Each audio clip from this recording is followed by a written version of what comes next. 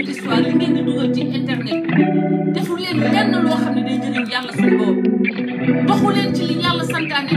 doxu leen ci loo xam ne day yóbbu Sénégal ci kanam borom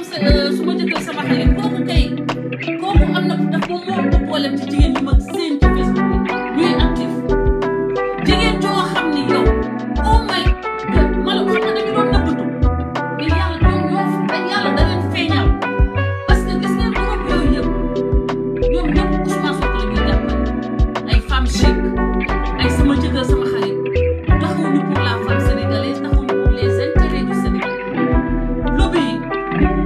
jàppale ki nga xam ne ñoom pour ñoom ñëpp nag partagé leen ma live ñoom ñëpp dañoo toog jàpp ci seeni xel que tey jii dañuy jàppale Ousmane Sonko et que Ousmane Sonko moo nanga falu ñoom ñu remplacer ñi nga xam ne ñoo nekk au pouvoir il n'y a que ça qui les intéresse rien du Sénégal ne les intéresse rien de la cause des femmes ne les intéresse ñu ñàkk jom lañu ñu hypocrite ñu malhonnête ñenn ñu bëri na dañuy voilé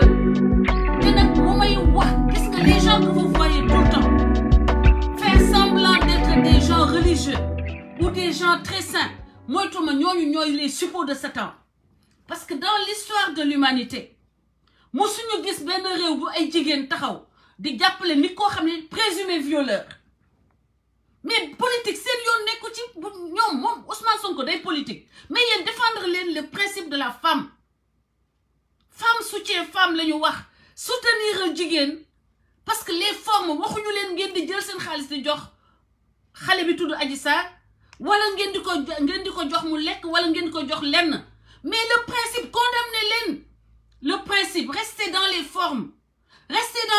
et après vous pouvez manifester votre soutien aussi à Ousmane Sonko mais da ngeen yàlla daf leen feeñal yéen ñëpp wan Sénégalais qui vous êtes wan Sénégalais que vous n'êtes même pas digne de respect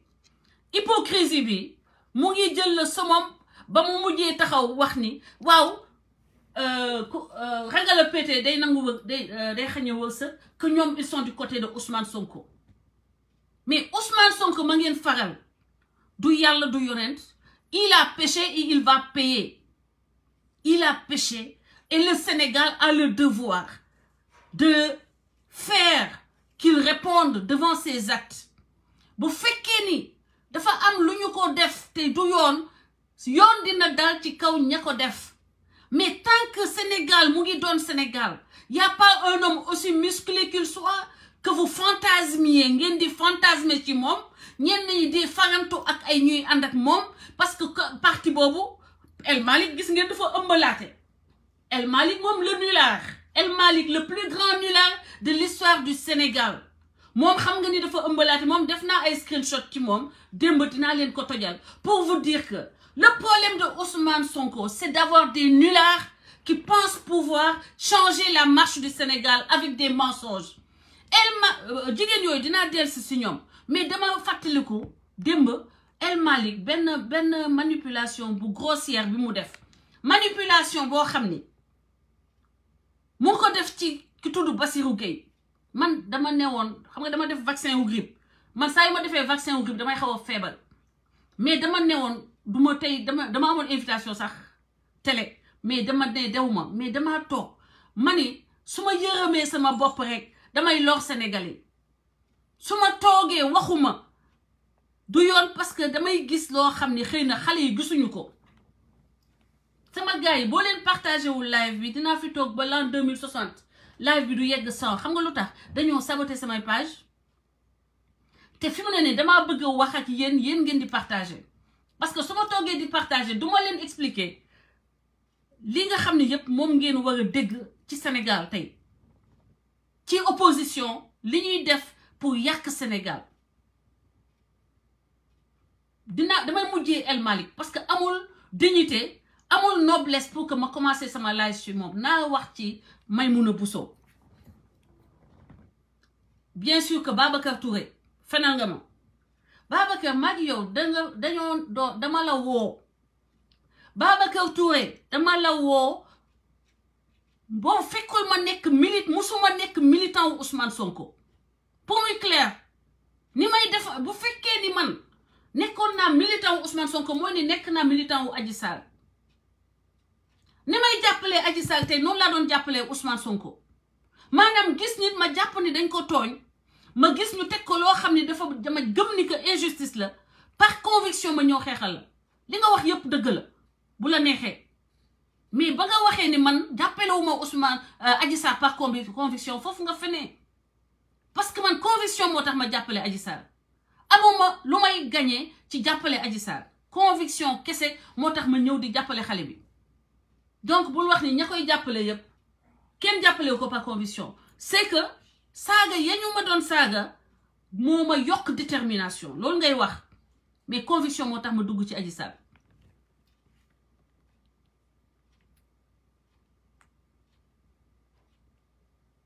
maintenant Babacar Touré bu man bu ma waxat ci loolu parce que man duma dox ci lu dul conviction xam nga ko maintenant pour que yow say wax parfois day xaw a day nekk day am dëgg nga rax ci përëm da ngay loo tëgg rax ci përëm da ngay wax dëgg ba pare rax ci ay fen parce que man conviction moo tax te loolu yow xam nga ko parce que xam nga ni duma dox ci lu ma gëmul sama gars yi partager leen live bi il faut partager le live parce que boo leen ko partager wul c'est pas possible tey live bu am solo live te ngeen wax Maïmouna Bousso mu ñëw Maïmouna Bousso nous on a combattu par principe Maïmouna Bousso yow ba ñuy xeex contre Abdoulaye Wade li ngay ngañ ci Macky Sall tey yépp lu ko yées mu ngi woon ci Abdoulaye Wade te yaa ngi woon ci côté Abdoulaye Wade on t'a jamais vu dénoncer man damay ànd ak Macky Sall bokk ci ñi ko fal 2012 réseaux sociaux yi maa ko tëye woon man ak ñoom Guy Marius Sagna ñun ñoo sañ ci réseaux sociaux yi ma nekk ci leader net ñu fal Macky Sall ma gis Macky Sall am na muy doxalee neexuma ma génn taxaw jàkkaarloog Macky Sall yow mënoon nga def lu mel noonu ba nga ànd ak Abdoulaye Wade bu fekkee ni li ngay kaas tey lu dëggu la ci yow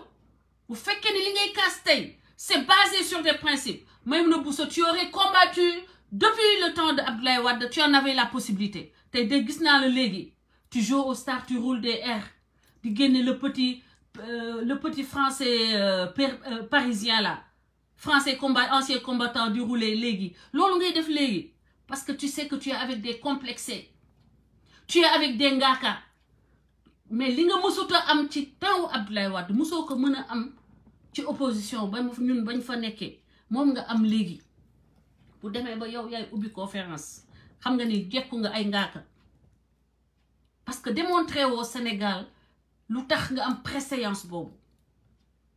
démontrer au Sénégal ci xeexu Sénégal xeexal Sénégal lu tax yow ñu teg la position boobu et tu le sais pourquoi aujourd'hui je viens te parler tu es une sœur mais lu ëpp turu dangay manquer de respect et exprès tu fais dans la provocation tu attaques le président de la République alors que li nga koy attaquer gëmoo ci tous tu es dans un combat personnel tu es dans un combat personnel on va en revenir aux sources aux racines de ton combat aux racines de ton mécontentement Macky Sall tegul le problème injustice bi nga doon doxal yow avant président Macky Sall ñëw au pouvoir moo la dugal ci problème et c'est des facteurs intrinsèques parce que terrain boobu jaay doole moo tax nga jël ko ci waa ji da nga ñëw temps boobu profitant de tes accointances avec le gouvernement du président Macky Sall avec Karim Wade say accointance avec Karim Wade moo tax nga jaay kooku doole jël terrain mais loolu mooy wane sa manque d'intelligence parce que tu sais que y a aucun gouvernement qui soit pérenne y a pas un gouvernement qui soit à vie il fallait que nga teg yow il fallait que ñu toj sa kër pour que nga doog a xam ni que combat politique combat patriote am na ci àddina bi ci Sénégal bi dañoo toj sa kër moo tax dangaa mer ngembu jàpp ni que Macky Sall moo toj sa kër te leer na ma ni yéeg nga wàcc yéegati wàcc pour que Macky Sall intervenir wala waa ñu jege Macky Sall intervenir parce que man damay jàng profilu nit Tu es quelqu'un qui te complaît dans les faveurs. Faveurs. Des faveurs que tu n'as plus. ñoo la dugal ci nekk nii ba nga aigri ba nga mel ni ku ni ko séeréer di wax ku ŋang mel ni ku enragé contre le président Macky Sall mais Macky Sall defoo la dara ba ngay luubal papier yooyu ba ngay indi ay faux papier nangu këru jàmbur defee ni que yow loolu tu vas t'en sortir les doigts dans le nez. Tu pensais que Abdoulaye Wade serait un président à vie ou quoi? Tu pensais que tu ne serais pas rattrapé par la loi? Mais c'est une république. Donc, yow yaay genre bobu àndoon ak Abdoulaye Wade jël tous les avantages possibles, tout comme Aïda Mbodj, jël tous les avantages possibles. Et maintenant que le président Macky Sall dafa tegaat lépp ci yoon, tu viens maintenant avec tes gros sabots de justicier, de patriote. Mais koo koy gëmloo xale yi doo ñëw ñoo lay gëm ñun ba ñuy xeex gisuñu la yow yaa ngi ñëw ci réseaux sociaux yi ba ñu tojee sa kër premier live sa kër nga ñëw di jooy man si laa la xam soutenir la premier live sa kër nga ñëw sa alal nga ñëw di jooy avant loolu kenn gisu la woon ngay xeexal Sénégal sa xeex bi tey bu légitime woon man dama la koy wax parce que je suis pas malhonnête mais tu n'es pas légitime parce que intérêt personnel moo la dugal ci xeex bi tout comme Ousmane Sonko intérêt personnel moo ko dugal ci xeex bi donc vous êtes bien ensemble comme cul et culotte toute la racaille là tout le ramassis de frustrés de chasseurs de primes de mercenaires qui est venu vous se conglutine, conglomération autour de Ousmane Sonko, vous ne valez pas 2 centimes. Quand il s'agit du patriotisme et du mérite, comme Abi, des gens ça comme Guy Marius Sagna, même vous faites que ni muy xexé du nonu, ñoo leen ëpp mérite parce qu'ils étaient là du temps de Abdoulaye Wade. Mais quand j'ai envie de hurler, quand je te vois jouer aux preux chevalières du patriotisme, fonte kon ñun ba ñuy xeex Abdoulaye Wade looy mënti ngañ ci mal gouvernance mu ngi woon ci Abdoulaye Wade mu ngi woon ci régime boobu et tu n'as jamais pipé mot, tu n'as jamais levé le plus petit doigt, tu as profité jusqu'à ce que tu n'aies plus rien à gratter. Tu as gratté jusqu'à ce que l'écuelle soit cassée. Et maintenant, tu viens déblatérer à longueur de journée, di jéem a yab le président de la République pour monter en grade. On connaît le système. Ñi fi am tour ñu bari ci opposition ci man lañu dal pour am tour. Bala ñu jaar ci man. Sama gars yi, Maïmouna Bousso, tu joues avec le peuple sénégalais. Tu sais très bien que une femme battue, il n'y a pas de justificatif. Amul lu mën a justifier la violence. Amul lu mën a justifier ñu dóor jigéen. Et malheureusement au Sénégal, chaque fois qu'une femme souffre, il y a une femme qui est derrière. Chaque fois que vous voyez une femme souffrir, il y a la main, am na jigéen bu nekk ci gannaaw. Foo leen gisee jigéen am lu ko metti ci Sénégal. Am na jigéen bu teg boo xam ne loxoom mu ngi ci biir violence boobu bu dee ci biir kër gi ku góor ki bu demee bay dóor yaayam moo def jabaram wujj wala sëram njëkk yi ñoo jël jabar ji def ko wujj wala wujj bi première femme beeg deuxième femme beeg troisième femme bi yoo am na ku ci dugal loxoom ba ko benn jigéen jooju muy am fu muy lu koy nakari am toog di jooy matin midi soir. Donc Maïmouna Bousso, par respect pour les Sénégalais, danga war a régler danga war a silwise ci sa xeex parce que li nga bëgg a xeexee façon bi nga bëgg a xeexee c'est malhonnête, ça te sied pas. Man su ma taxawee am position boobu dafa c'est justifié, c'est légitime parce que dama xeex depuis pour le Sénégal. Je me suis mise face à Maître Abdoulaye Wade. Je me suis mise face au président Macky Sall. Ba ma gis mu doxalee leneen lu bokkul ak li ma foogoon. Te yéen, vous avez la possibilité de palper de vos mains, de palper du doigt ce qu'il est en train de faire. Donc ñun li taxoon ñu koy xeex ba combat bi judd ci réseaux sociaux yi. Boobu fekk yéen yaa ngeen di jouir du pouvoir. Nekk ay sukk Karim Wade. Ba nga foog ni yow mën nga nangu terrain wu jàmbur. Tabax ci sa palais, sa palace, kër gu rafet macha allah maa ngi la koy masawu. Mais da nga tooñ. Président Macky Sall tooñu la da nga tooñ. Yow da nga tooñ. Mais nag soo jàppalee Ousmane Sonko ñu comprendre la. Dégg naa la ngay wax ay wax ci Adji Sarr. Man li ma lay wax mooy il faut que tu arrêtes. Il faut que ngeen arrêter. Sama gars yi may leen ma partager ma tegal leen musique. Ma tegal leen musique ma partager. Sama page bi dafa am problème. Problème boo xam ni man je sais que ñi bokk si ñun ñoo ko def. Ñi bokk opposition. Ñi bokk parti présidentiel ñooy saboté sama page. Mais lu tax ba ngeen ñu ne leen ni yéen ak Françoise Hélène Gaye yaa leen ëpp Françoise Hélène Gaye doole ci réseaux sociaux yi. Saboté leen sama page. Du mu leen neexee partagé leen ma live ba ñëw ma partagé ko sama bopp.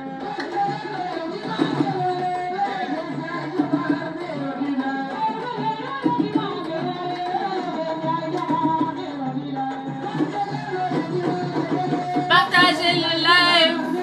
pour lutter contre le sabotage de ma page. Lii ku ma ko waxoon du ma ko gëm nag. te ay nit mën nañu bokk groupe bokk ku ñuy partage ku ñuy xeexal ñu lay saboter sa page di la saboter di la xeex di la galgal te yow ku ngay xeexal la nga koy defal ñoom leen naan nii mënuñu ko. Mais néanmoins non moi je suis déçue du Sénégalais voilà dama déçue.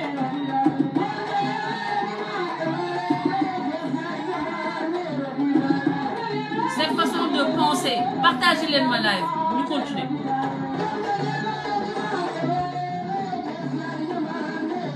Iba da ngay tëjal ma panel yi nga ne leen ñu ñëw ci live bi.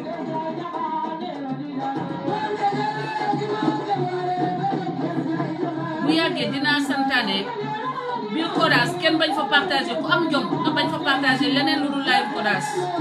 parce que doo mën a ñeneen ñu ngi partager suñu live. Mënuma sax partager joxuñu ma option bi.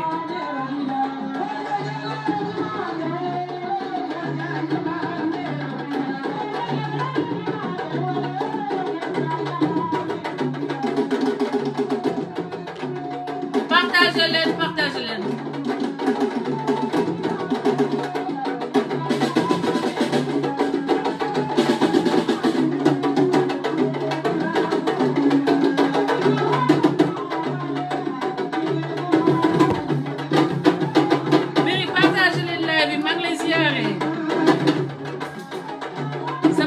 Sa page yu sœur bi dañ koo saboté mais du ma teree ñëw di live di wax sama xalaat man di joxe sama wàll comme ni mu ko yàggee def.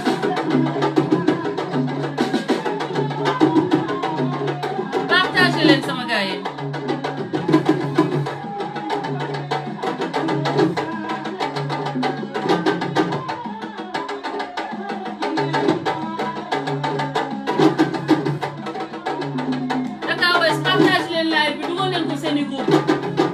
Xam nga ni lii c'est pas normal sama page bu demee ba mënul yegg 100 et je sais que duwaa kii ñoo ko def waa kii defuñu ko de waa Sonko defuñu ko donc bu ñuy def man xam naa nu ñuy defee.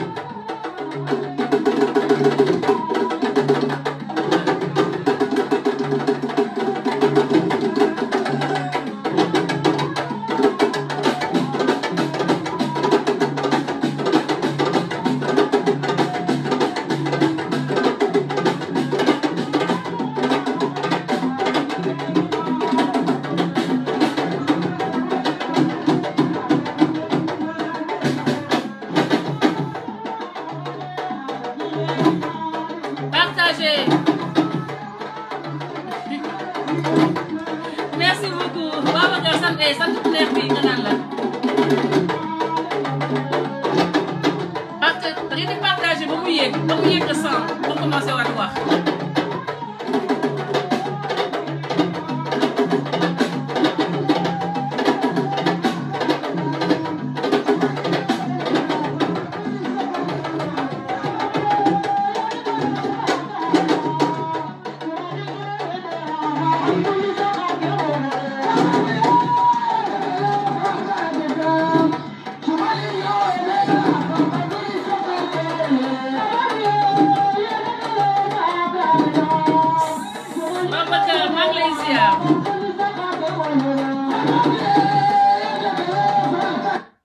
Voilà, donc, modèle Siwat,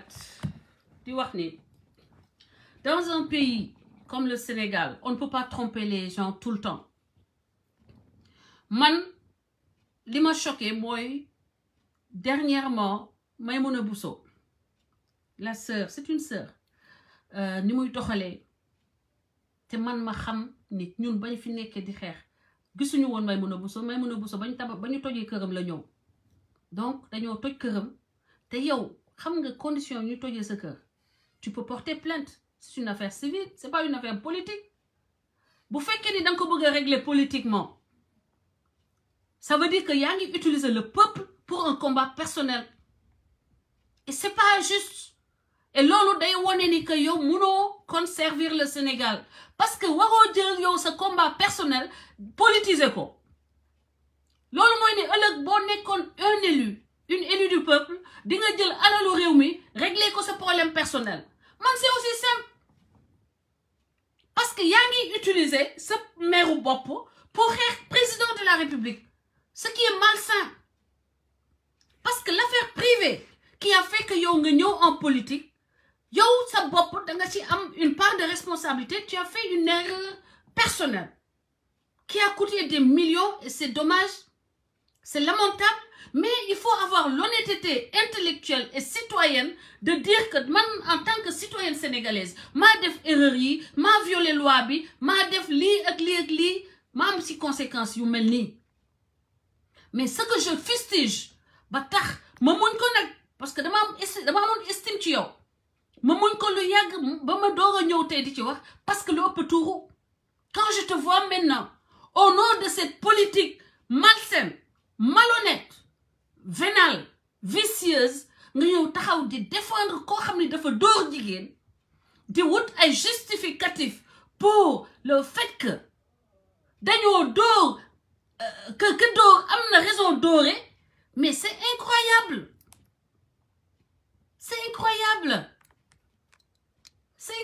et c'est insoutenable au moins pour cette fois Aïda Mbodj a eu la dignité de ne pas se faire entendre Aïda Mbodj nga xam ni moo nekkoon ministre de la femme moom tamit obsession politique dugal ko ba mu renier tout ce qu'elle a défendu madame Aïda Mbodj yow tam ku ma respecté woon la ku ma nawoon la ku ma sopp ku ma faawoon la ndax gis la nga am fit ñeme xeex di xeexal jigéen ba ma ni sawaay kii vraiment c'est quelqu'un c'est une femme comme ça moi je veux elle me ressemble ou bien je lui ressemble parce que yaa ma jiitu ci politique mais ñu jékki-jékki Aïda Mbodj quand j'étais man au cabinet de Farba Senghor tu étais parmi ñi Macky Sall gën a fonk nee naa leen lettre yi jógee cabinet Farba Senghor lu ci bëri maa ko signé parce que man daanaka man kese maa ko mënoon bind tubaab bu normal en tout cas le DSC lettre bu ñëw bu amee solo war a dem ci président wala war a dem primature man la koy yónnee du question saaga mais c'était la réalité le DSC Senghor la tuddoon donc lettre yëpp maa koy signé FSJ xamoon naa yow combien le président Macky Sall te tenait en estime et combien toi tu étais engagé dem naa yow ba ngay défendre ce budget Assemblée nationale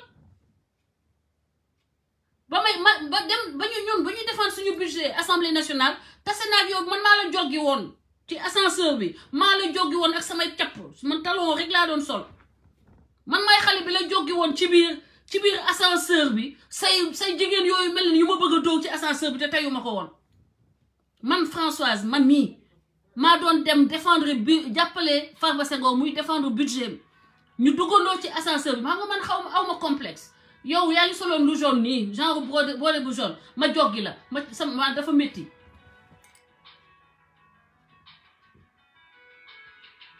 Ryan baby your phone is ringing your phone maa la joggi man ak samay capp mais gis nga pour te dire Sénégal ni ñu ñemee ay gobi mais jigéen yi ànd ak moom mais moom sax dafa xaw a ne ma ba kii daal xaw a gañ kii ma nii genre xeeb waaye jigéen ya nekk ci wetam seeni bët bu doon ay bal fetal dañ ma doon fusiller ci biir ascenseur bi pour te dire Sénégal dañoo ñemee ndunguru moom mi ma joggee elle a été moins agressive moins sauvage que ñeneen yi nga xam ne xaw ma ay lan lañu jigéen yooyu ko wëroon gàngooram te accidentellement man maa ngi daw pour ñëw dem à l'heure dugg si fekk ascenseur bi fees moom moo nekkoon ci kanam ñëpp topp ci gannaaw man li jëntoo ay ministre ma ñëw joggi ko ndax ni may yàkkamti noonu Aïda Mbodj boobu ma xamoon doon défendre jigéen doon taxaw jigéen jiite jigéenu Sénégal mujjee nekk Aïda Mbodj boo xam ni tey day défendre koo xam ne dañ koo jiiñ ni dafa yëkkataan mais tant que la présomption de viol existe Aïda Mbodj waroo woon ak kinewu ak Ousmane Sonko par principe par dignité parce que tu as défendu la femme sénégalaise depuis des années tu as été le fleuron de la femme sénégalaise maanaam le visage de la femme sénégalaise donc koo xam ne yoon setalagu ko waroo woon mën a ànd ak moom c'est une question de principe que dañ koo tuumaluñu ko moom moo ne dem na fa donc dangay xaar ba ñu setal ko nga doog a mën a ànd ak moom Aïda Mbodj loola dal ak fan nga ñàkkee yaakaar ci futur ba mu jaral la compromission bu salte bi tu t'es compromise tu ne peux plus être crédible heureusement hier tu as eu l'intelligence de ne pas te montrer avec Maïmouna Bousso et les autres gis ngeen dëkk bi lenn di laa leen di wax mooy ni boo leen saboté sama live ba mu am 10 personnes bu ma paree su ma génnee nit ñi seetaan ko mu dem ba 100 000 vues boo leen saboté nii xam nga duñ ko gis donc su may live nit ñi duñu dugg mais su ma paree la ngeen def du xoolal su ma paree man maa koy partager sama bopp nit ñi dañ koy seetaan par force maa leen di ëpp vue par force parce que man nit ñi dañ ma gëm dañ may déglu saboté leen jusqu'à yamal xiyam mais man su ma paree ba toog ba jël samay compte samay page dugal ko samay groupe j'ai des centaines képp ku mës a créer groupe fii Sénégal dugal nga ma ci groupe bi su ma génnee sax nga wooma neexal ma ne yow munoo bañ a nekk sama groupe donc bu leen sonn su ma paree dugal ko samay page samay groupe WhatsApp live bi yegg 100 000 vues donc dee leen saboté defe ni bu nekkee ay vues yoo xam ne bëriwul en direct que daf may décourager non man dama liggéey Facebook avant ngeen di yegsi ma xam Facebook liggéey ko ba pare outil yi ma ci soxla maa ko moomal sama bopp soxlawu ma neexal kenn soxlawu ma kenn partagé ma même buñ ma partagé wul su ma partagé sama bopp sama live job direct nag bu leen neexee saboté page bi ba su ma duggee direct kenn du jot notification loolu tàmb naa ko mais du ma tax a toog maintenant Aïda Mbodj yow nga nekkoon ci ñi gën a jege président Macky Sall lu mu la def ci diggante bi lan la le président Macky Sall def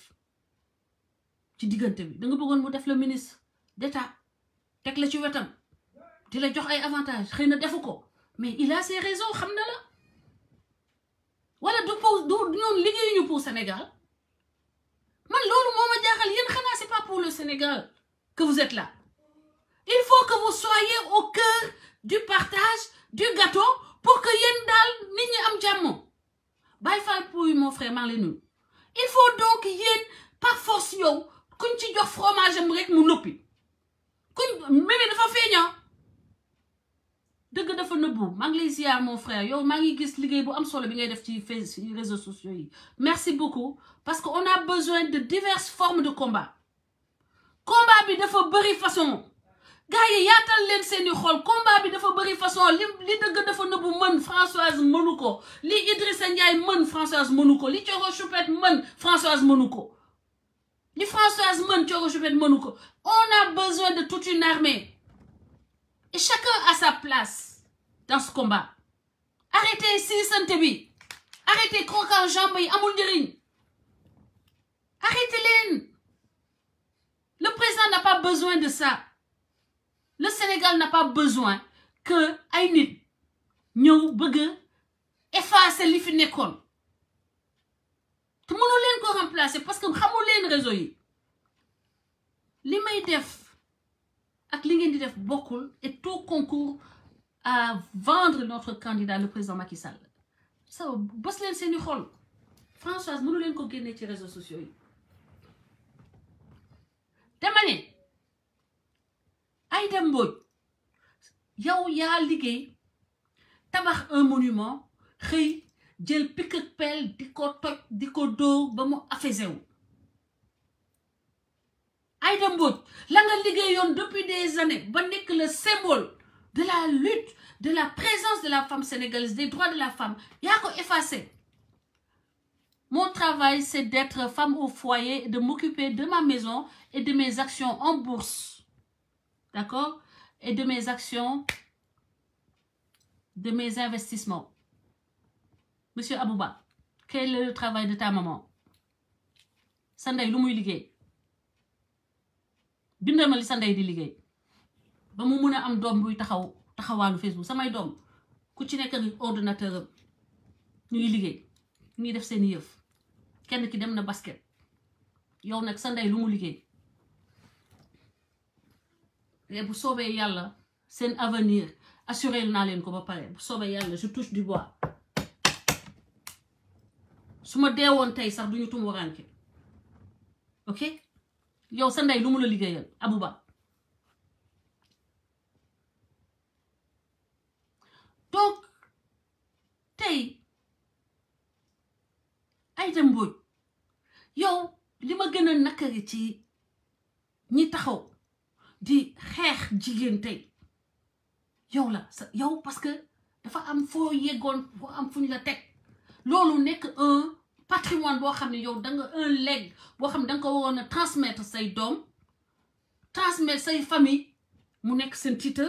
mais tey yaa ko effacé kenn mënatul wax Aïda Mbodj ministre de la femme booy wax ministre boo yeggee ba ci moo femme bi sax da ngay tu as mal au cœur pour dire femme parce que moom yow yàq nga loolu dindi nga ko foo waat lan moo ko fi jar Ousmane Sonko mais yow boo taxawoon yow kese nga dëggal sa bopp ak le legs que tu as li nga def ci mbiru jigéen ñun jigéen ñuy jàppale la taxaw dëggal sa bopp dëgg def ay dem nekk bañ a dugg ci alliance boobu de merde bi ñu ànd ak yow mais lan moo la xiir ci topp ci koo xam dañ ko jéem yëkkataan setagul obsession ni da nga xeex Macky par force Macky dina fi jóge mais Macky yàlla moo ko fiy jëlee te la ngeen di xeex yéen Macky Sall man dama gisul léegi sansam laa gisul parce que man dama doon xeex Macky Sall ma jógee man gis que la ma ko doon xeexee du dëgg mais su ma ko mënee gis yéen ña dëkk Sénégal di jaar ci autoroute yi di traverser autopont yi yow booy dem Bambey est-ce que na mu meloon la mel ba tey yow Aïda Mbodj may mun a buso moom man xaw ma fu mu dëkk xaw ma fu mu dëkk moom may mun a buso waaye may mun a buso yaa tooñ sa bopp yaa dem nangu jaay doole nit jamono jooju fekk da nga amoon ay parrain sa parrain yi ba ñu demee nit ka yoon atte kook yow lu mu métti métti danga koy nangu te nga bañ ko def gànnaay Ousmane Sonko moom accident ay nit ñu ko gën a muus ñoo ko instrumentalisé mooy comme xale ba nga xam ne ci école ba toujours moo gën a ñàkk muus mooy xeex combat wu ñeneen ñi dañ koy tëyal saagam ne ko demal dóor diw mu nekk fa di xeex moom la ñuy xaañ moom la ñuy dóor ay règle weñ moom la ñuy sotoo bu paree nag ñu ne ko yii yow yaay guerrier mu yenu saak ba dem tardé añ mu yegg kër ga ñu nokkaat ko kooku mooy Ousmane Sonko ña ko wër yëpp ñoo ko gën a muus kenn gëmu ko kenn bëggu ko kenn yëgu ko mais dañu ko soxla parce que par accident xam nañu ni que réew na ñeme na dàgg sante dof na mun nañ ko utiliser tribord babord donc moom la ñu jiital moom c'est le visage c'est la face cachée de l'iceberg. L'iceberg, c'est l'imbécile, un des imbéciles en tout cas, qui a osé topandoo la voix de notre archevêque Benjamin Ndiaye muy Nkrumah Sané. Nkrumah Sané t'a fait un affront à l'église catholique yow ak kooku nu mu tudd case for dof boobu noonu le détraqué qui est à Paris yéen képp kuy chrétien bu continuer di ànd ak yéen ma xam ni rek foo am des na parce que ku ñëw toppandoo sa baatu kilifa pour wax des conneries dugal ko ci ay waxu taat yow mi chrétien ça ne te dérange pas rien que pour la quête du pouvoir nga xam ni que bu demee ba un chef rebelle notoire di toppandoo baatu Benjamin Ndiaye Monseigneur Benjamin Ndiaye utiliser baatu Monseigneur Benjamin Ndiaye pour nax sénégalais yi gëmloo leen ni que le chef de l'église catholique s'est prononcé en défaveur d'une présumée victime de viol. C'est une insulte à toute l'église et à tout le clergé chrétien que Pastef a fait. Pastef a insulté l'église catholique et tout le clergé. Et il y a des catholiques bêtes à souhait pour penser que Ousmane Sonko war na mën a nekk une voix, quelqu'un qui ne croit même pas au fait qu'il y ait des chrétiens au Sénégal.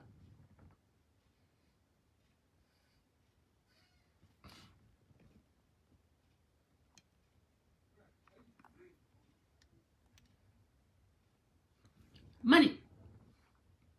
li ci Sénégal dafa bëri. Je suis fatiguée de parler mais su ma tàyyee mu gën a ñaaw na mais su ma tàyyee dafay gën a ñaaw gis nga président Macky Sall ku honnête laa wax de ku honnête ku ne di nga reconnaître li mu def Sénégal man de gay li ma gis man duma xeex nit pour ut ñu ma neex nit ba ma nekkee opposition conviction laa fa nekkee ba ma nekkee ci ginnaaw président Macky Sall tey conviction laa nekkee ci ginnaaw madame j'ai vu et personne ne me fera dire des mensonges aucune œuvre humaine amul œuvre humaine bu parfaite donc dina am ay problème te gérer des Sénégalais c'est extrêmement fastidieux parce que Sénégalais ci boppam moo neexut a jiite Sénégalais ci boppam moo neexut a jiite sama gars yi bu fekkee da ngeen di xaar may wax ay Ousmane Jacuzzi daanu naag yooyu waxuma loolu ci Sénégal lay wax lu am maanaa lay wax boo leen yàkkamte foo leen di defee ay dégloo ay yenn wax yi loolu benn phase u combat bi la woon passé nañ ko c'était pour montrer aux Sénégalais qui était Ousmane Sonko et ça on l'a suffisamment fait. C'était pour wax Ousmane Sonko que par force da ngay wuyu pour ñaax gouvernement bi ne ko y a une très grande partie du peuple qui tient à ce qu'on fasse ce procès. Je pense que le message est passé, on a gagné ce combat-là. Laissez-moi retourner à la politique. Laissez-moi mettre mes compétences au service de la vérité. La vérité mooy Maïmouna Bousso Aïda Mbodj Ousmane Sonko amul kenn si yéen kuy xeex président Macky Sall te teg ko ci dëgg tey. Je vais vous en donner une des preuves. Le gros nulard, le chargé, imaginez leen yéen ëllëg bu Ousmane Sonko nekk président El Malick nulard bi nga xam ne déggul tubaab muusul saagakat yi moom moo leen fi jëmbat. El Malick moo dugal Sonko ci guuta gi ñu toll tey bu mu toll nekk tey en majeure partie parce que moom moo jël saaga def ko arme politique depuis ba muy jàppale Ibrahima Fall mu ñëw méthode boobu mu échoué ak Ibrahima Fall mu ñëw indil ko Ousmane Sonko et bête que Ousmane Sonko est mu adopté méthode d'insulte l'insulte comme arme politique ñu taxaw ñun jaay suñu bopp jaay suñu li ñu suñuy conviction yëpp taxaw jàkkaarloog li ñoom parce que xamoon nañu ni que si on baissait la garde c'est pas le président Macky Sall qui va s'asseoir et insulter c'est pas Idrissa Seck qui va s'asseoir et rendre les insultes c'est pas tout ce que le Sénégal compte de valeureux ne va pas accepter ça et c'est ça le piège qui pouvait brûler le Sénégal. Et nous, on a pris sur nous. Parce que garab, munoo ko gorte jege woo ko. Maak ñi nekk fi bokkuñu. Man, ñi nekk ci gouvernement bi, ñi nekk di yow réew mi, maak ñoo ma bokk hiérarchie. A1, mooy hiérarchie bi gën a kawe ci fonction publique. Mais su ma wàccul woon, fàtte li ma mës a doon, fàtte li ma am, fàtte li ma soxlawul. Lii, kon ba tey ce serait un boulevard qui serait là pour Ousmane Sonko parce qu'il y avait plus rien, il y avait personne devant à faire face à Ousmane Sonko. Nous l'avons fait, c'est pas parce que dañoo bokk ñi, parce que boo seetee ñu ci bëri certificat d'études primaires élémentaires amuñu ko. Donc, bu ñu leen di wax ñoom, xam leen ni que pour l'essentiel c'est l'ignorance qui parle. Mënuñu wax leneen parce que amuñu capacité d'écrire wala décrypter li nga xam ne moo nekk di am. Dama leen di déglu ñuy wax fan yi bay menacer la famille du disparu, le militaire disparu là, famille am des chrétiens. Ñu décider que seen doom duñ ci def autopsie. Ay doomeeram bal leen ma ay doomeeram ñoo xam ne nee naa leen seen baay amuñu kër Sénégal taxaw di leen menacer nous on est des chrétiens noonu suñu enseignement Jésus-Christ la ñuy dox. Man sama tante docteur dafa def erreur médicale ci opération bu simple boo xam ne amygdale la rek la amygdale xam nga du rey kenn. docteur sage-femme yi kii gars yi nekk fa di waxtaan sama tante ndekk dafa ba gaz bi génnee dafa daanu deretam bi di génn deretam bi di sotteeku infirmière yaa ngi toog foofu doom ji dégg na dem woo infirmière yi naan ko doo gaz bay génn rek mais ndekk kii mu ngi def hémorragie. noonu la dee sama tonton qui est le chef de la congrégation des frères de Saint-Gabriel ne kenn du porter plainte. Heure moo jot yàlla moo ne loolu moo ko yóbbu ba tey dañu ko jooy mais porté wuñu plainte. ñii ils ont les mêmes valeurs dañoo jàpp ni que waxtoom li yàlla bind ci moom waxtoom génnam àddina noonu la te loolu mooy croix bi famille bi war a porter. Nous on porte nos croix. Man lii c'est une croix li may def nii c'est une croix. Je suis au service de mon peuple et c'est une mission. te xam naa ni maa ngi ci mission depuis maa ngi ñaan yàlla bu mission bi bu fekkee bind naa ko bu fekkee ni man damay toog wax wala def loo xam ne daf may sori yàlla bu ma am capacité toog. Chaque fois si je dois m'asseoir pour professer autre chose qui ne vient pas de Dieu yàlla bu ma capable toog di wax ak sénégalais yi yàlla bu fekkee ni damay toog pour fen yàlla bu yàlla may capacité ma toog di fen te loolu ñaan naa ko di ko prière chaque jour. lii may wax ak yéen c'est la vérité et li ma koy wax c'est parce que ñeneen ñu ma dàq wax ñemewuñu taxaw wax à part maître Djibril War, maître El Hadji Diouf, grand maître Djibril War, mon grand frère de valeur Manglésia. Dama ne si je dois professer autre chose que ce que Dieu li yàlla santaane yàlla bu ma mën a toog wax ak sénégalais su ma waree jëf loo xam ne gëmul àndul ak li yàlla santaane ci à mon prochain ak responsabilité bi ma am en tant que sénégalaise que je ne sois jamais capable de le faire. bu sama tànk benn bi jiitu beneen bi topp ci mani maa ngi ñëw Sénégal pour wax ci nit wala ci defal nit wala xeexal Sénégal parce que sama lii may def man dama ko def te muy may jaamu yàlla. Ousmane Sonko tegul ci jëfam ci jaamu yàlla tegul jëfam ci dëgg tegul jëfam ci yiw jëfam Satan moo ko jiite parce que Satan mooy jiite njaaloo sama nekkuma woon foofu pour mën a attester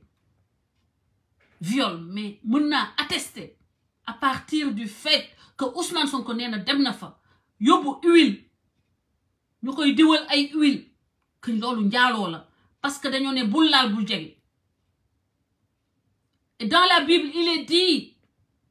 si ta main te pousse au péché coupe-la,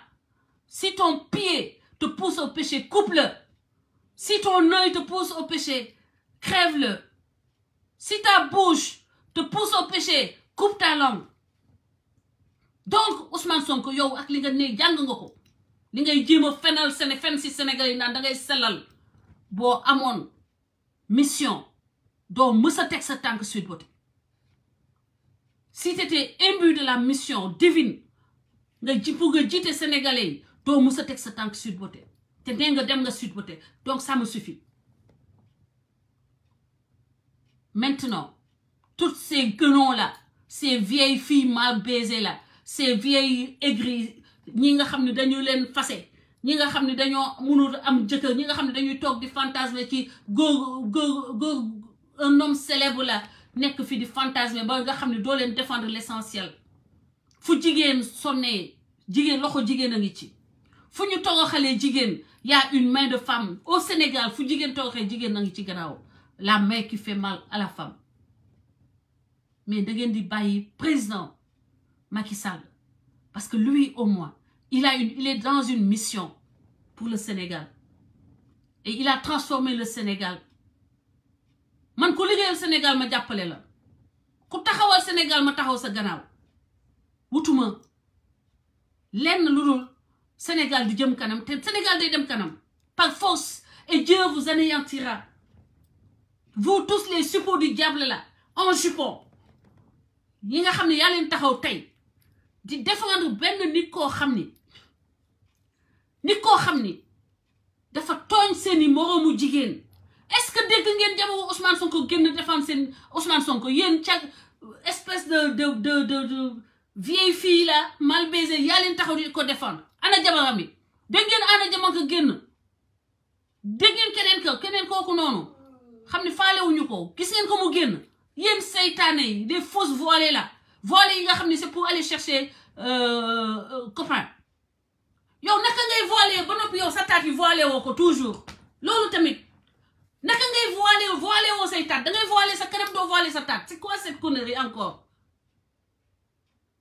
man loolu daf may choqué damay gis ku jël muur kanamam sol jean serré sol t-shirt moulant et tout léegi loolu muuree sa kanam loo koy muuree bu fekkee ni muuroo say taat muuroo say wen ban sens la am nga muur sa kanam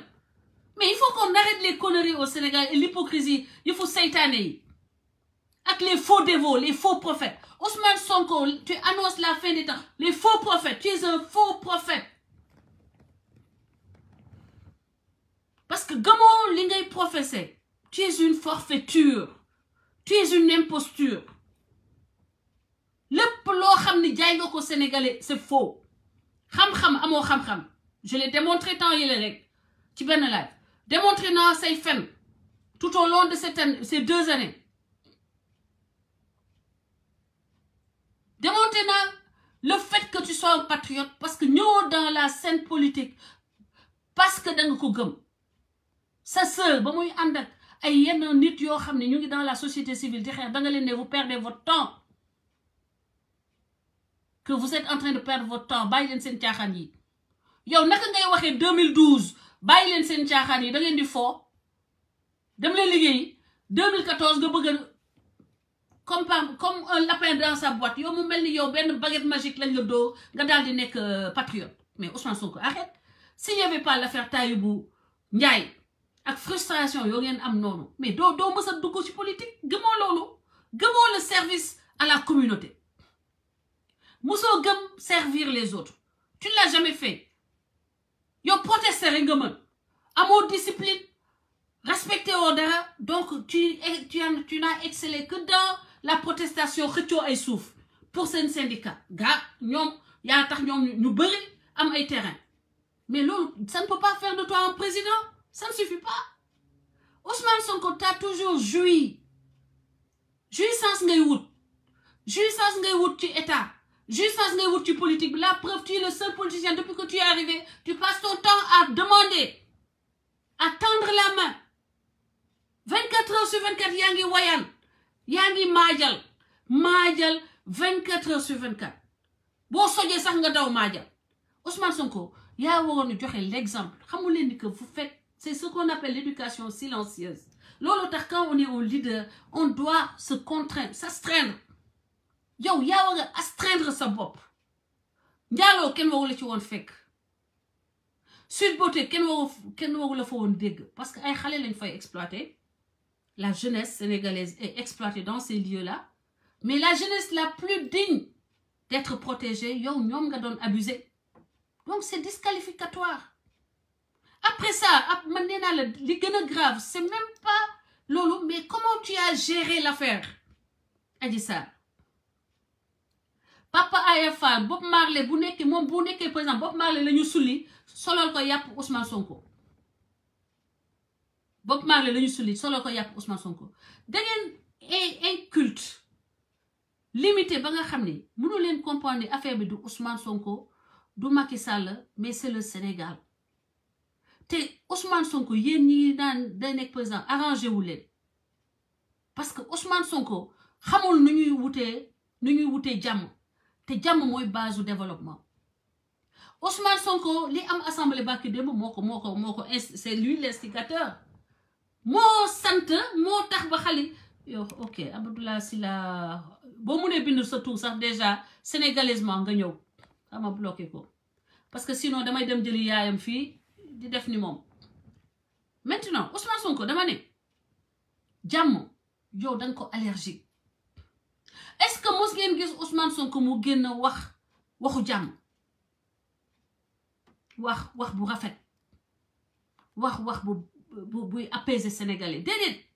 waaw diw moo def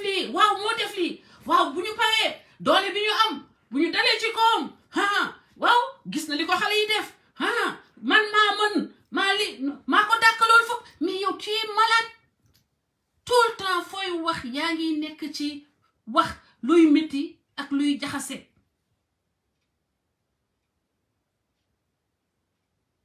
Mais il faut arrêter. Nous, on n'a pas besoin de toi, parce que nous avons une culture de la paix, une culture du respect, une culture de la solidarité, une culture de l'entraide. Toi, tu viens avec la haine, avec des vieilles des vieilles juments de retour, de vieux chevaux en perte de vie, qui n'ont jamais rien réussi. Mais comment tu vas gouverner avec des gens qui n'ont jamais réussi? Guy Marius Sagna, qu'est-ce qu'il a fait à part s'accrocher aux grilles du palais, marcher à... bu ñu ne xiin na mu génn ne marché ne Macky demal arrêter nuage yi bu soñee mu ne Macky génn. Mais attends, qu'est-ce que Guy Marius Sagna a fait pour lui-même? Il faut le lui demander. Qu'est-ce qu'il a fait par lui-même? Gis nañu ni fii dafa wayaan ñu may ko jëndal ko oto, après muy wayaan pour ñu fayal ko. Ok? Boobu di benn. Maintenant, dites-moi kan moo ànd ak Ousmane Sonko dans ces réseaux ngeen mën a wax mbala réseau yi ak ñi koy waxal ñu ne la lii la réussir boppam, lii la amal boppam. Méchanceté bi ngeen di yow di tiitaru quand des gens ont des problèmes, di jubiler quand les gens sont morts. Quand les gens meurent, vous dansez. Quand les gens ont des problèmes, vous jubilez. Et qui va vous confier un pays? Kan mooy confier réew koo xam ne ñamoo àndal bu nit ñi dee dañuy fecc, bu nit amee nakar sénégalais bu amee nakar dañuy fecc. Yéen ñun daf nañu ba di leen jox réew. Mais vous rêvez. Réseaux sociaux yi mën ngeen fi bëri nit, mais man sur le terrain je sais que am Macky Sall du seen morom. Maintenant waa kër Macky Sall ñooy xeexante seen biir. Loolu leen am loolu la, mais Sonko nit ñi bëgguñu la. J'en suis la preuve. Fu ne lay dem Sénégal, fu ne. Pas une seule fois nit ne ma Françoise bàyyil Ousmane Sonko. Pas une seule fois. Parce que man nit ki mun nga ma saaga ci réseaux sociaux su ma taxawee sa kanam gisuma ku ma ñeme manquer de respect face à face. Mais derrière les caméras, les chats deviennent des lions. Maintenant, j'en viens au dernier point. Monsieur le Président, je m'adresse à vous. Assemblée nationale bi danga ko war a dissoudre nga légiférer par ordonnance. Parce que Assemblée nationale bi nga xam ne ça ne fait même pas 1 an. Ils nous ont foutu la honte de par le monde. Sama jëkkër moo may indi commentaire. Qu'est-ce que dafa am ñu dóor jigéen ci Assemblée Sénégal ma ni ko waaw mu ne ma mooy ki yéegoon ci table bi ma ni ko déedéet. Donc man te xam nga waxuma ko yëg na ni que Assemblée nationale am na ñuy yéeg ci table yi mu ne ma léegi lan moo xew seen dëkk pourquoi ils peuvent pas gérer ça. Monsieur le Président, c'est vous qu'on a donné suñu bakkan yow lañ ko jox te yaa yow Sénégal yaa yow suñu yaay aar suñu réew yaay aar suñu honorabilité. Il faut dissoudre cette assemblée parce que yow jigéen joo xam ne dañu la takk dangay ngorow parce que ñoom ñu ngi door a yegg si yàgguñu yow ñu yónnee la guro sëy bi yegg seegul ñu ne la kay dugal si waaye mi nga dugg di togg boo yoro si di ñandu jël sa loxo ñandu xaat tuf xanaa kooku doo ko xanaa bu yëkkee doo ko lekk. Loolu mooy Assemblée nationale Sénégal fi mu ne nii xaat tuf du raxas loxom balaa muy togg mu ngi secrétaire dugal loxom musa dem restaurant gis benn ma dugg ñu commandé ceebu jën femme bi ma gis ko man ma toog jàkkaarloo serveuse yi ma gis femme bi jël baaraamam di dugal ci gémmiñ bi di secrétaire yàggul nii ba ñu commandé le temps ñu commandé femme boobu ñu doon secrétaire moo dugg ci waañ bi ma gis ko mu servi ceeb bi xam nga ni Sénégal yi def noonu di jël légumes yi di jël loxom di def ci légumes yi ki yoon muy indi ceeb bi ma ne ko suur naa sama copine bi wax ma ne ko duma lekk ma fay dem bouteille ndox ba ma fa jënd laa naan ba tey ji lekkuma ceeb bi. Kooku mooy genre Ousmane Sonko ñu mu àndal ci Assemblée nationale bi. Il faut dissoudre cette assemblée. Fulla bi Abdou Diouf am la ñu bëgg nga indil ñu Abdou Diouf na mu meloon Senghor na mu meloon monsieur le président ñun dañoo bëgg nga indil ñu façon président boobu parce que mu ngi ci yow. Conseil yu tapet yu yambal ñoo tax nga bëri looy seet nii mani la Senghor lii nii bu doon Senghor lijjanti na ko bu doon Abdou Diouf réglé na ko laa wax te terewul ba mu paree woo ñëpp ko respecté jox ko francophonie gis nga Kagame mi gënu la ëpp la fula ëpp la fit te il n'a pas plus que toi l'adhésion de l'essentiel du peuple. Je parlais du peuple le vrai. Monsieur le président yow lay waxal c'est vous c'est toi c'est yow c'est vous notre président nekkal Abdou Diouf sa tonton Abdou Diouf moo nekk sa ginnaaw kenn du ko fonto gis nañ fi nu mu def ña ko doon fonto il faut que nga def comme Abdou Diouf et pire comme Senghor parce que loolu moo téye Sénégal de lii ngay doxal nii da nga leen di gën a may doole boo seetloo à chaque concession tu les rends plus forts wala nga jox ma police bi léegi nga jox ma xawma leenu patriotisme ma yóbbu leen ban Kédougou laa leen di yóbbu ñoom ñëpp ñuy bay laa la wax nii dama leen di jox 3 mois laa leen di jox lu ñu lekk li ci des seen pen yëpp ñooy bay di lekk ñooy rot di sangu ñooy defal saabu bu ñuy sangoo ñooy defal seen lépp laa la wax nii ñii da nga leen di yar da ngay nokkee laa wax président da ngay duma kilifa da ngay am kilifa dafa am il faut tu as la carotte mais il faut avoir le bâton lii lan la on dirait la cour du roi Petro mais c'est trop ça c'est pas normal et il y a un sentiment d'angoisse qui naît ci Sénégalais. J'ai souffert pendant 3 jours à cause de Ousmane Sonko et de ces gens depuis l'Assemblée ma toog naa 2 nuits yu ma nelawul mais est-ce que lii war nañ ko dund Sénégal et c'est votre responsabilité de rassurer le peuple parce que là vous êtes en train d'insuffler le sentiment parce que la peur c'est un sentiment L'insécurité, c'est un sentiment. Vous êtes en train de faire croire aux Sénégalais que vous n'êtes pas capable de nous rassurer, de nous protéger. Parce que ñi ay mbaam lañu saa yu leen mayee boo leen mayee loxo fii ñoom ñu jël fii boo leen mayee fii ñu jël fii après ñu jël sa dagg sa loos yow nag da nga war a proactif. Actuellement nous on est réactif. Il faut être proactif et il faut que ñi duma moo leen di lijjanti rigueur moo koy lijjanti. Gis nga Kagame tey bokk na ci dëkk yi ëpp puissance te la muy def te ñëpp ko respecté te lawal ci dëkkam la def lawal ci dëkkam la def monsieur le président lawal ci Sénégal benn tubaab du la ko wax benn keneen ku dul président au Sénégal du la ko wax et on en a cure de leurs menaces. La ñu mënut a def Casamance duñ ko mën a def Sénégal la ñu mënut a def Casamance duñ ko mën a def sur l'étendue du territoire. xaaral ma xool commentaire bu grand Djibril War. L'État, il est responsable de ma coalition Benno Bokk Yakaar ont tardé à réaliser que la stratégie des partisans du gourou pastéfien et la désacralisation, la déconstruction de l'État auprès des populations et des jeunes par le mensonge, la manipulation pour avoir l'adhésion des personnes. Il est inconcevable pour une coalition au pouvoir de laisser les réseaux sociaux à des gens en utilisant l'arme des mensonges, du dénigrement pour faire peur à nos responsables. J'ai compris très tôt que c'est une grave erreur. Effectivement, il faut que les militants et les responsables réagissent dans les réseaux sociaux et décliner leur identité. Absolument. Dire que le président Macky Sall a mis dans de bonnes conditions des personnes pour vulgariser les actions et réalisations du président. Effectivement, président Sall, il s'y ajoute la méchanceté, la jalousie chez bon nombre des gens qui appartiennent à notre camp. L'histoire retiendra que vous, Françoise Californie, Diakhaté, faites plus que font les responsables dans tous les organes du parti. That's right. Le président pourrait bien se passer de l'APR et de ses alliés et vous confier à vous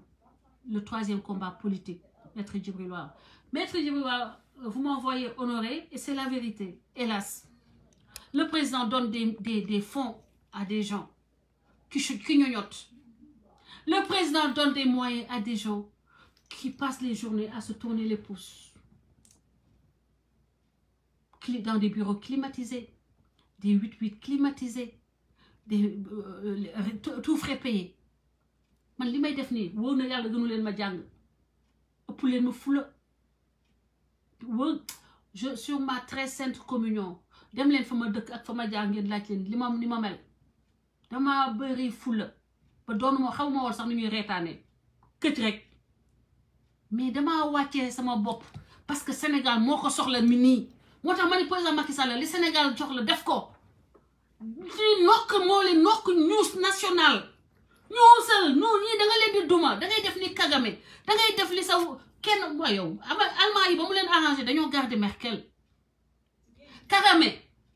ba muy liggéeyal réew mi dafa toog continuer ko liggéey parce que c'est une situation particulière bu la kenn fat ma ne man troisième mandat par force quatrième mandat ba cinquième ba dixième mandat tant que yaa ngi teg sa tànk fii nga ko teg nii Sénégal di avancer résultat yi xam nañu ni mënul tomber comme une pluie xoolal résultat yi mënul tomber comme garab bu ñu gësam léegi ñëpp bëggut a liggéey ceux qui ne veulent pas se mouiller les fesses ceux qui ne veulent pas se bouger les fesses vous allez par force attendre boo leen bëggee yéen que vous allez arriver au pouvoir là vous allez créer le chaos par le mensonge par l'insolence wóor na yàlla man nañ ma jox gouvernement nañ ma jox poste rek hey, Allemagne dafa am loo xam ni c'est Ordnungsamt laa la wax ni pour l'ordre et la discipline office de l'ordre et de la discipline man ñii bu ñu leen condamné bu ñu fay Sébikotane bu fa kenn dem ma ne la Kédougou ngay dem ubbi dafa ma ne tool matin 6 heures ñu yee leen entraînement par force nga indi booy yi nekk booy yu jógee Bango entraînement par force 6 heures du matin 6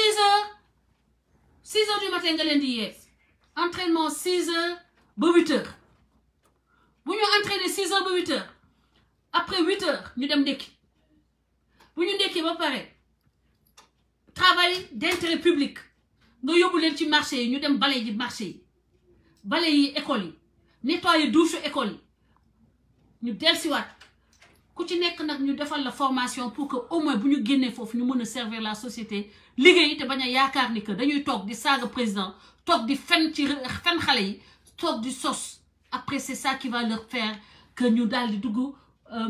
benn Sonko nekk au pouvoir ñoom ñu daal di commencer nekk ay député yooyu comme ay Guy Marius Sagna à ne rien foutre après ñëw ci assemblée bi tu désacralises tout ce que nous avons de plus précieux mais ça doit s'arrêter mais basta mais on dirait que le ceebu jën anu c'est trop jox leen ma dëkk bi jox leen ma loolu rôle boobu jox leen ma ko rien à foutre ñoom ñëpp lay man loolu mooy sax dama leen di yóbbu man maa leen di rouler loolu waaye yow 1 kilomètre rouler ku taxaw ma ñëw ñu duma la ñii da nga leen di toj da ngay toj seeni xol may leen dugal jom si ñoom amuñu jom bëgguñu ñemewuñu coono bëgguñu liggéey léegi ñooy taxaw fii des repris de justice des criminels ñooy taxaw fii léegi bëgg a imposer un nouvel ordre basé sur quoi? Sur le mensonge, sur les fausses informations, fake news di fenal doomu aadama yi di leen calomnier ñu baax ñëpp ñu tilimal leen autorité yëpp ñu salteel leen kilifa diine yi ñu salteel leen ngeen toog di seetaan ñi dañu du ay nit dañ leen war a yaraat. On doit les éduquer. Man sama classe kenn doonu woon tardé de man sama classe lycée Lamine Gueye du ma porté du ma yóbbu kenn conseil de discipline maay sama conseil de discipline bopp.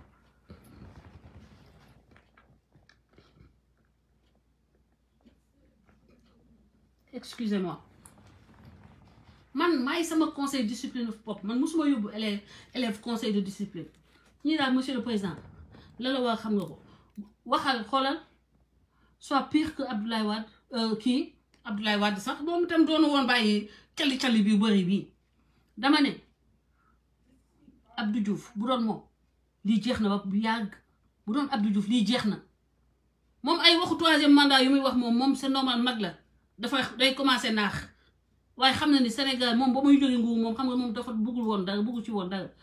waaye yow yaak moom bokku leen situation Sénégal ba mu doon jiite moom bokkul ak Sénégalu tey bii bàyyi nga ko mooy bàyyi nga ko ci loxo rebelle yi bàyyi nga ko ci loxo jihadiste yi bàyyi nga ko ci loxo ñu ñàkk jom te bëgg jigéen bàyyi nga jigéen yi nag ci musiba bu fekkee ni yow loolu def nga ko te gëm naa ni doo ko def di nga ñëw yërëm ñun ñii suñu genre yi nga xam ne dañoo bëgg Sénégal te bëgg Sénégal dans 10 ans mu mel ni Qatar. Sama gars yi maa ngi leen di gëm di leen sant loolu moo nekkoon li ma ñëw tey li ma indi woon tey